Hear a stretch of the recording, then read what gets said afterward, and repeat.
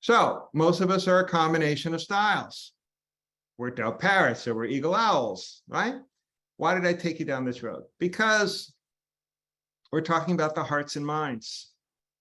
If you want people to stay with you, they have to connect with you. And managers have to realize that that is probably as big or a bigger part of their job than actual execution. Because if you handle the communication right and you build a trusting relationship with me, I'm much more likely to discover what I'm capable of